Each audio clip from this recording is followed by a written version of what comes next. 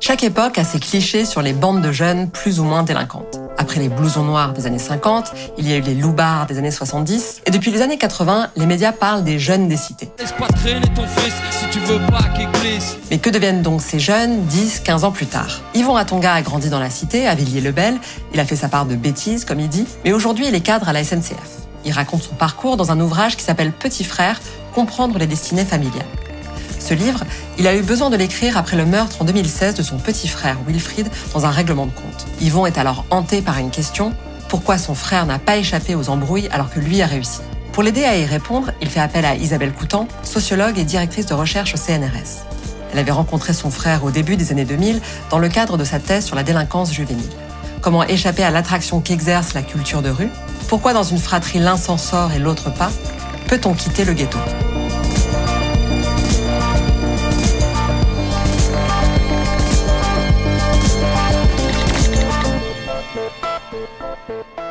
Il arrive régulièrement qu'un projet en sciences sociales soit initié non pas par la chercheuse, mais par quelqu'un qui connaît son travail et lui demande d'enquêter sur son histoire et sa famille. C'est ce qui s'est passé pour ce livre.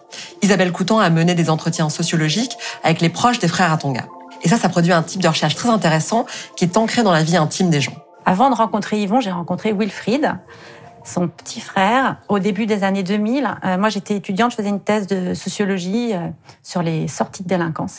Et donc, je m'étais intéressée à un dispositif d'insertion de la protection judiciaire de la jeunesse qui préparait des jeunes qui avaient eu maille à partir avec la justice au métier de l'animation. Et Wilfried était l'un d'eux. On s'était retrouvés pour faire un entretien. Et donc, voilà, la question, c'était déjà, comment tu t'es retrouvé dans cette formation d'animateur? Et puis de là, il avait déroulé son fil en expliquant aussi pourquoi il s'était retrouvé embringué dans la rue, dans cet engrenage de la rue. Les jeunes, ils disaient, on se fait engrener. Donc ça, c'était en 2001. Je l'ai rencontré ensuite en 2015, suite aux attentats de Charlie Hebdo, avec Mehdi Aoudi, qui fait du documentaire. On avait fait un travail pour Arte Radio, dans l'idée, au départ, de faire son portrait, de voir ce qu'il était devenu. 15 ans plus tard, il s'occupait d'un club de boxe, toujours à Villiers-le-Bel. J'aime mon ghetto, mais je sais que je vais le quitter. Mais je ne pourrais pas le quitter comme ça. Au bout de plusieurs mois, en fait, on n'avait plus de nouvelles de Wilfried et on a appris que finalement, il avait été assassiné dans un règlement de compte. On a décidé de quand même poursuivre ce travail. C'est dans ce cadre-là que j'ai rencontré ses frères. Donc d'abord le frère aîné. Et puis Jean nous a invités au lancement d'une association de quartier, Ghetto Star No Limit, créée par Yvon. Et c'est comme ça qu'on s'est rencontrés la première fois. Quand on entend Wilfried dans le documentaire d'Arte Radio, il s'apprête à emménager avec sa compagne et ses filles dans un pavillon qu'il vient d'acheter dans une commune voisine. Et c'est au moment où il pense quitter le ghetto, comme il dit, que le ghetto le rattrape. Yvon a donc voulu comprendre pourquoi. Mais travailler avec une sociologue, ça implique de transformer sa vie en objet d'étude scientifique. Et ça ne va pas de soi. Et donc, en travaillant avec Isabelle, lorsqu'on a eu ce projet de livre, elle m'a proposé en fait de lire un livre de sociaux pour que je sache à quoi ça ressemble et savoir si c'est ce que je voulais ou pas, etc. Donc j'ai pu étudier La France des Belloumi. J'ai trouvé le livre intéressant, mais j'avais l'impression que c'était plutôt un professionnel qui étudiait une bête étrange et qui disséquait un peu comme on faisait à l'école cette bête-là et qui essayait de comprendre qu'est-ce qu'il y avait à l'intérieur. Et je lui ai dit, Isabelle, moi c'est pas ça que je veux. Moi, ce que je veux, c'est qu'il y ait de l'émotion. Je veux vraiment qu'on rentre dans l'histoire. Alors, La France des Belloumi est un livre de 2018 du sociologue Stéphane Beau, qui a beaucoup travaillé sur les parcours d'enfants de milieux populaires, en particulier immigrés. Dans ce livre, il a interrogé une fratrie de 8 enfants d'immigrés maghrébins sur 30 ans de leur quotidien pour essayer de saisir les ressorts de leur ascension sociale. Le livre est très beau, mais c'est sûr que le sociologue est en position de surplomb.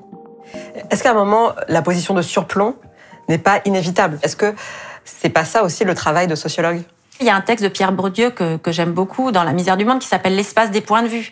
Et cette idée, effectivement, que le sociologue, ce qu'il a de spécifique, moi je m'inscris quand même là-dedans, c'est qu'en fait, comme il peut recueillir plusieurs points de vue sur le monde social, il a un point de vue spécifique, c'est d'être le point de vue sur les points de vue. Et donc c'est effectivement une forme de surplomb. Et c'est ce qui fait que ça peut être perçu comme une science un peu... une forme de domination scientifique aussi, très objectivante. En même temps, ce type d'enquête s'y prêtait à l'émotion, puisque c'est aussi autour d'un deuil. Donc, il y avait des entretiens qui étaient forts en émotion pour les personnes et pour moi, de l'autre côté. Et donc, il suffit, en fait, de laisser la place à ce qu'on vit dans l'enquête, dans le texte, pour avoir une forme d'écriture, effectivement, qui paraît en tout cas moins objectivante. Le fait qu'il y ait une certaine empathie chez Isabelle, c'est ce qui permet en fait de faire naître ce livre. Parce que je n'aurais pas pu le faire avec qui que ce soit. C'est vraiment le lien qu'elle avait avec Wilfried, le fait qu'elle vienne au procès, qu'elle vienne à la création de l'association.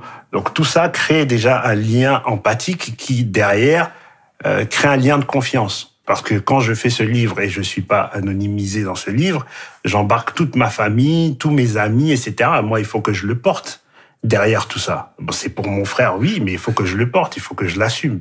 Et je peux le faire uniquement si je sais que Isabelle est une personne intègre, une personne qui va avoir ce souci pour moi et pour les personnes qui sont enquêtées. Dans leur livre, on a donc les récits d'Yvon et des proches de Wilfried qui donnent une idée concrète de ce que ça veut dire de grandir dans les années 80 dans une famille congolaise, chrétienne et polygame, avec 11 enfants et 2 mamans dans un 3 pièces dans l'une des communes les plus pauvres de France. Et à la toute fin, il y a une postface plus théorique où Isabelle Coutan assume cette position de surplomb et où elle donne des clés de compréhension plus générales, notamment sur les voies d'entrée dans ce que les sociologues appellent la culture de rue. Et la première chose qui joue souvent, c'est un rapport difficile avec l'école. Wilfried, en l'occurrence, avait décroché à l'adolescence. Mon papa, depuis qu'on est tout jeune, nous a toujours dit d'aller lire et nous a toujours expliqué que réussir et réussir à changer de milieu social et d'avoir une meilleure vie pour nous et pour nos enfants, ça devait passer forcément par l'école. Donc ça, on le comprenait parce qu'il nous le disait, mais on n'avait pas les méthodes. Ouais. On savait pas comment faire, on savait pas qu'il était important de faire ses devoirs tout de suite. Donc on rentrait à la maison, on jetait le cartable et puis on descendait au quartier avec les amis. Je trouve ça intéressant quand Yvon dit que son père n'avait pas les méthodes. C'est-à-dire qu'il savait en théorie que l'école c'était important, mais lui étant analphabète, il n'était pas en mesure de leur lire ou de leur conseiller des livres. Il lui manquait ce que Pierre Bourdieu appelle le capital culturel.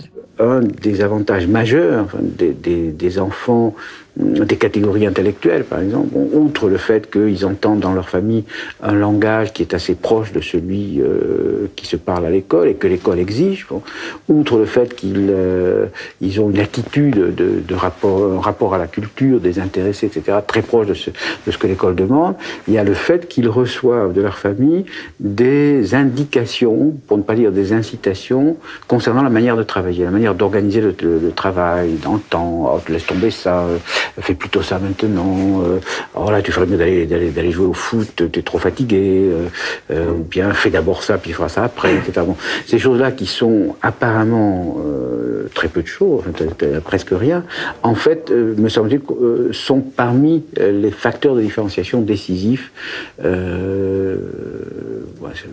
C'est l'art de travailler. Or, le système scolaire donne ça très peu. Pierre Bourdieu et Jean-Claude Passeron ont travaillé cette question dans leur ouvrage « La reproduction ». Ils constatent d'abord une corrélation entre l'origine sociale et l'orientation scolaire. En gros, les enfants d'ouvriers font moins d'études supérieures que les enfants de cadres. Et ils montrent que c'est parce que l'école ne fabrique pas de l'égalité comme elle prétend le faire. En reproduisant les codes, les références du modèle culturel bourgeois, l'école sélectionne et valide ceux qui sont capables de se les approprier. Et donc l'école non seulement reproduit, mais elle légitime les inégalités existantes, puisqu'on pourra toujours dire « si tu n'as pas réussi dans la vie, c'est parce que tu n'as pas assez travaillé à l'école ». Or, ce sont ceux qui sont en échec scolaire qui compensent souvent dans la culture de rue. Ce qui a précipité l'engagement dans la rue, c'est le décrochage. Enfin, le fait, à un moment donné, de s'être retrouvé en dehors de l'école. Ça s'est bien montré aussi par la sociologie de la délinquance. Et donc, il y a cette question aussi qui est un concept de la sociologie interactionniste des années 60, sociologie américaine, de l'action du stigmate. Et donc, d'avoir été stigmatisé. Enfin, d'abord à l'école, parfois dans la famille. Et cette idée que finalement on intériorise, en fait, ça fonctionne aussi comme des prophéties autoréalisatrices. On finit par intérioriser l'image que les autres ont de nous. On finit par être ce que les autres nous disent qu'on est. Et donc les institutions, évidemment, institutions policières, institutions judiciaires, voisinage, mais que voilà, c'est un processus progressif et que au fur et à mesure de cette assignation d'une identité déviante, on finit effectivement par se reconnaître dans un groupe de pairs avec lesquels on fabrique une sous-culture déviante, donc cette fameuse culture de rue qui a été aussi travaillée par David Lepoudre, Philippe Bourgois. C'est-à-dire qu'on est déviant vis-à-vis de la société dominante, mais vis-à-vis du groupe, on n'est pas...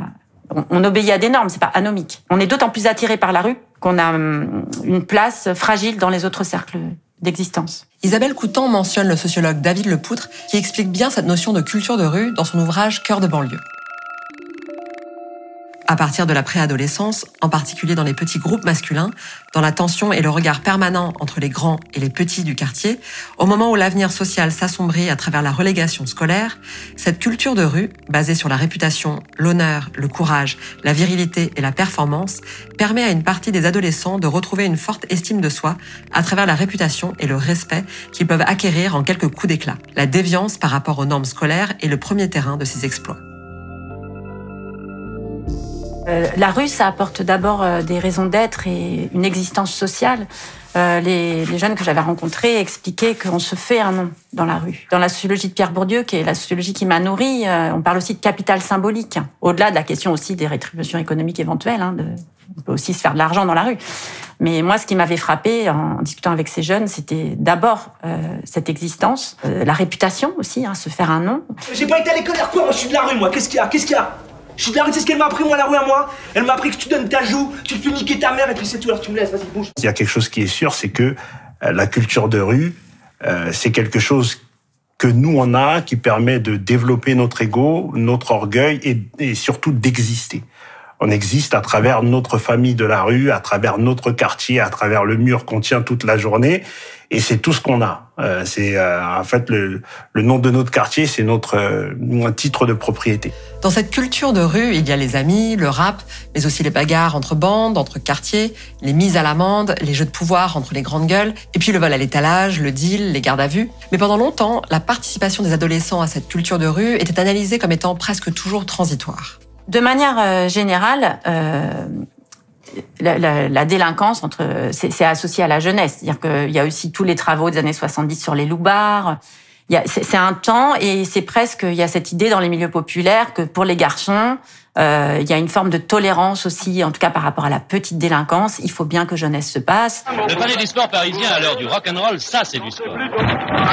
Remarquez que quelles que soient les circonstances, si on perd le nord, en revanche, on ne perd jamais le rythme.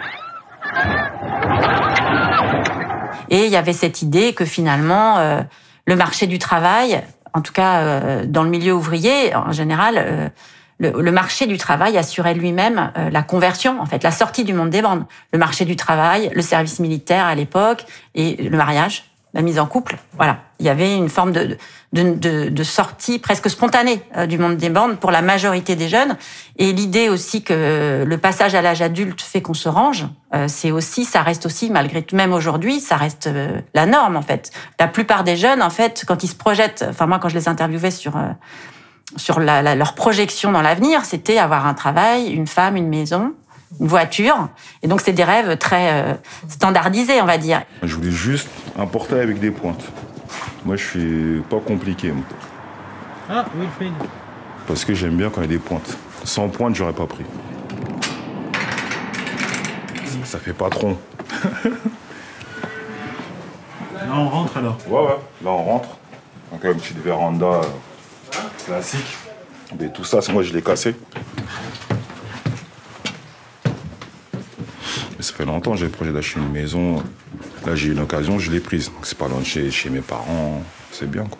L'idée, après, c'est comment on peut s'en sortir. Et en plus, moi, dans les années 2000, il y avait un fort chômage. Mais bon, dans les quartiers populaires, il y a toujours un taux de chômage important. Et en plus, dans un contexte où les emplois non qualifiés sont plutôt des emplois dans le secteur des services, c'est plus compliqué parce que le monde ouvrier reposait sur des valeurs de virilité qui étaient finalement très homologues avec les valeurs de virilité des groupes, des bandes.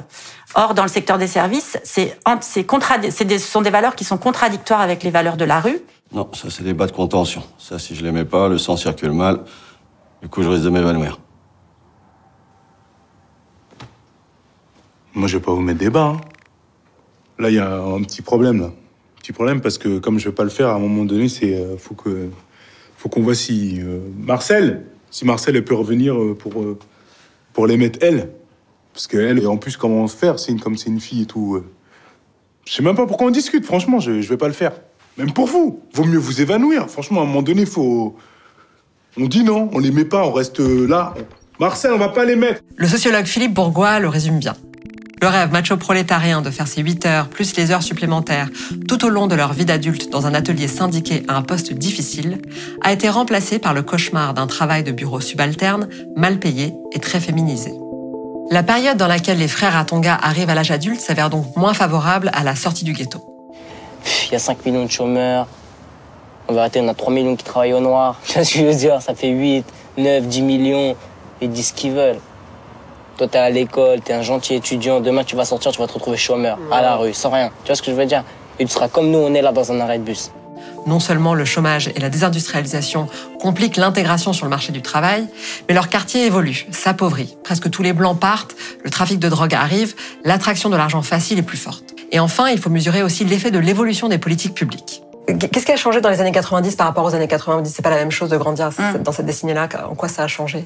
J'ai pu l'observer parce que je regardais comment vivaient à cette époque-là mes grands frères. Ils avaient beaucoup plus accès aux maisons de quartier. On leur donnait beaucoup plus la possibilité de monter des projets. C'était beaucoup plus encadré. On avait, nous, en étant encore plus jeunes, on avait un peu la police de proximité avec qui on faisait des sorties. On a Aqua Boulevard, des sorties, on faisait des matchs de foot. Donc ça créait une certaine proximité. Donc ça, c'était par rapport à la politique de la ville. Tu as connu la police de proximité, toi? Ouais. Même nous, on les respectait quand on les voyait. Des fois, moi, j'étais petit, j'ai caillassé comme tout le monde. Quand on se met à caillasser, Jean-Pierre, c'est moi, on s'arrêtait. Parce que pourquoi? Il y avait un respect. Mais nous, quand on est arrivé à notre adolescence, en fait, tout s'est fermé. Tout s'est fermé, donc on s'est retrouvés, nous, dans la rue. La police de proximité s'est arrêtée. Donc les policiers n'étaient plus, ils étaient beaucoup moins proches que nous. Donc forcément, nous, comme on était dans la rue, il fallait qu'on puisse défendre notre territoire puisque c'est tout ce qui nous restait, puisqu'on nous donnait accès à rien du tout. Donc il a commencé à avoir des frictions avec la police. C'était beaucoup plus de répression que de la discussion ou de l'échange. Techniquement, la police qui faisait les sorties avec les jeunes dans les années 80, ce n'était pas encore la police de proximité à proprement parler, qui a été instaurée en 98 et supprimée à partir de 2003 par Nicolas Sarkozy. Vous n'êtes pas des travailleurs sociaux. Organiser un match de rugby pour les jeunes du quartier, c'est bien. Mais c'est pas la mission première de la police.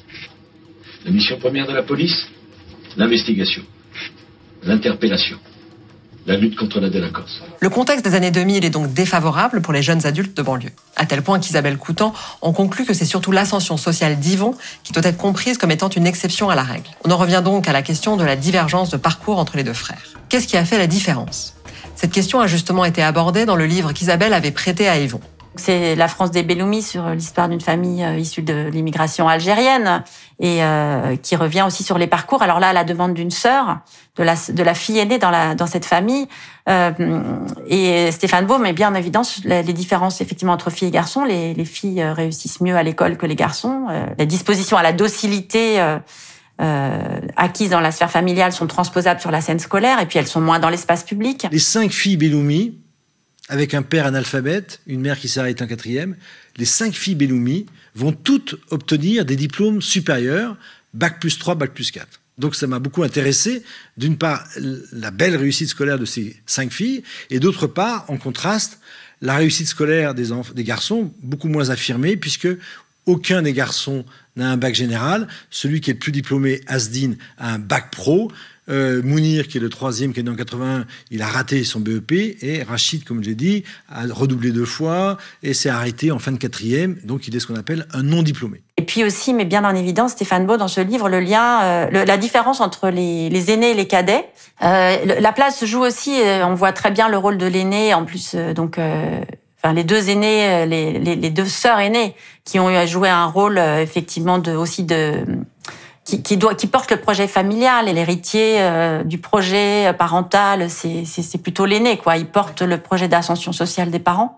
Les études sur les différences entre les aînés et les cadets sont stimulantes, mais elles ne sont pas forcément éclairantes pour les frères Atonga, qui sont très proches en âge. Dans leur cas, il y a surtout autre chose qui fait une différence, c'est qu'ils n'ont pas la même mère. Quand on demande à Yvon de revenir sur sa trajectoire pour identifier les moments clés de bifurcation, il insiste sur l'importance de l'attitude et des choix de sa mère. J'ai pris un peu de distance avec le quartier à l'été de mes 15 ans parce que ma maman m'avait renvoyé au Congo-Brazzaville, donc notre pays d'origine, parce que je commençais à faire un peu des bêtises et pour que je me rende compte des difficultés qu'il y avait là-bas. Donc moi, ça a pu faire un électrochoc en moi, donc prendre un peu de distance avec le quartier, me concentrer un peu plus sur l'école. Et mon frère, lui, il a continué en fait dans cette mentalité de rue, en étant dans le quartier, en travaillant dans le quartier, en ayant ses amis dans le quartier. Donc j'allais beaucoup plus à la bibliothèque, j'étudiais un peu plus. Et puis ça m'a permis ensuite de partir dans un lycée général. Donc j'arrivais dans un nouvel environnement.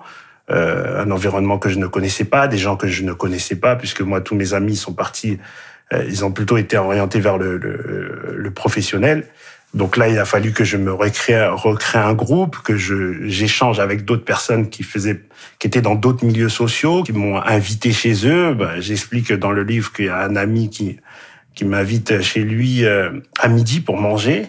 Donc on va chez lui, et quand j'arrive chez lui, je vois une grande maison, alors que moi j'ai un petit appartement où on est 14 dans l'appartement. Là, je vois une grande maison, je vois un grand jardin, je vois un frigo américain. À l'époque, il met son verre et puis il y a des glaçons qui tombent dans son verre, et c'est à partir de là où je commence à m'interroger et je lui pose la question: mais qu'est-ce qu'ils font tes parents?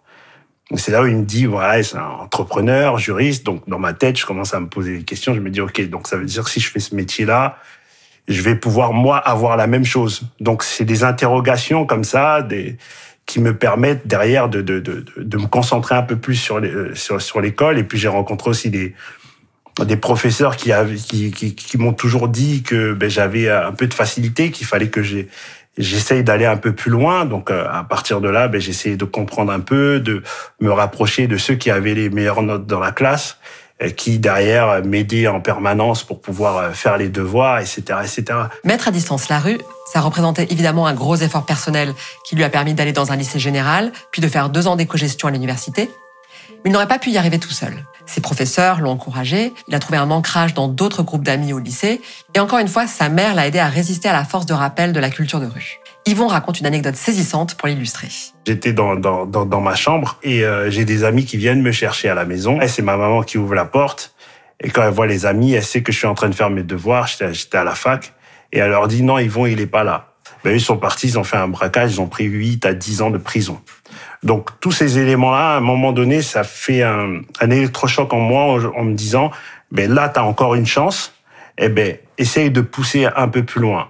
Et ensuite, au moment où Jospin était Premier ministre, il y a eu les emplois jeunes. Donc j'étais emploi jeune, aide éducateur dans un collège de Villiers-le-Bel. Et à partir de là, il y a eu l'opportunité de la SNCF qui ouvrait en fait la possibilité à la diversité de rentrer à la SNCF. Et moi, pour moi, c'était une occasion de pouvoir avoir un travail stable et de pouvoir par la suite construire ma vie. C'est là qu'on voit que les politiques publiques, même celles qui ne transforment pas les choses en profondeur, elles ont quand même une influence sur la vie des gens. On l'a vu avec la suppression de l'approche préventive dans la police, mais aussi la création des emplois jeunes en 97, ou encore les politiques de recrutement de la SNCF dans les quartiers populaires. Dans le milieu de la SNCF, je rencontre pas mal de personnes qui m'expliquent qui me posent la question, notamment un plus ancien que moi, qui me dit: t'es en CDI, pourquoi t'es pas en propriétaire? Je dis: j'ai pas d'argent.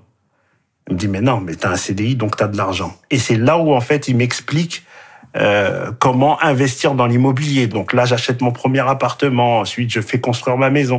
Mais c'est toujours, en fait, en rencontrant des personnes comme ça qui me guident et qui m'ouvrent une petite porte. Et puis je découvre un autre monde. Et aujourd'hui, ça, je peux le transmettre directement à mes enfants, et je vois le résultat tout de suite dans mes enfants qui, eux, gagnent énormément de temps dans la vie par rapport à moi, d'où je viens et où j'en suis aujourd'hui. Ma fille a fait des études en commerce international. Actuellement, elle est en Thaïlande en stage en entreprise. Elle étudie le mandarin. Voilà, mon fils il est premier de sa classe. Ce que je trouve frappant quand j'entends Yvon livrer son récit, c'est à quel point son travail avec Isabelle l'a amené à une grande réflexivité sur son parcours. Et ça rappelle que la sociologie est une science sociale que l'on peut s'approprier, qui permet de faire ce que Bourdieu appelle une socio-analyse, dans laquelle on prend conscience des déterminations sociales qui nous amènent là où on est. En tout cas, quand on travaille sur des sujets comme les miens, et notamment, j'ai passé plusieurs années à travailler sur les quartiers populaires, c'était important pour moi que ça puisse aussi faire sens pour les populations concernées, parce que la sociologie, elle peut avoir une fonction émancipatrice. C'est aussi la question de la psychanalyse, C'est que c'est en comprenant ce qui nous agit, c'est en comprenant les déterminismes qu'on peut un tout petit peu acquérir la liberté et s'émanciper. Comprendre les déterminismes sociaux fait aussi que ça peut déculpabiliser et se rendre compte de la limite de nos marges de manœuvre. Voilà, exactement, c'est ça. Et c'est à travers tous ces concepts, en fait, toutes ces analyses qui sont faites, qui me permettent derrière de comprendre que c'est pas totalement de ma faute, parce que je le prenais quand même pour moi. Qu'est-ce qui fait que je n'ai pas pu extirper mon petit frère de la rue? Donc ça m'a permis, moi, à travers la postface et à travers le travail que j'ai fait avec Isabelle, de comprendre qui j'étais, pourquoi j'avais ce besoin de ne pas trahir le quartier, pourquoi j'avais toujours le besoin d'avoir cette ascension, effectivement cette ascension sociale, mais sans pour autant me couper du quartier, toujours revenir, monter cette association. Puis j'essaye, à travers l'association, de transmettre un peu aux petits frères, petites sœurs du quartier, pour que eux aussi essayent de gagner du temps sur la vie et qu'ils évitent de faire les mauvaises rencontres et de prendre les mauvaises habitudes. Il n'existe pas de recette miracle pour quitter le ghetto. L'entrée dans la vie professionnelle et conjugale ne permet plus aux jeunes de sortir naturellement de la culture de rue. Ce qui est sûr, c'est qu'on n'en sort pas seul. Il faut être soutenu par ses parents, faire de bonnes rencontres avec des professeurs, des amis, des collègues, et surtout, il faut que les institutions publiques, qu'elles soient scolaires, policières ou culturelles, jouent leur rôle. Yvon ne pouvait pas, à lui tout seul, sauver son frère. Et s'il a réussi à quitter le ghetto, il lui reste une préoccupation, celle de ne pas le trahir en aidant les autres petits frères à gagner du temps sur la vie.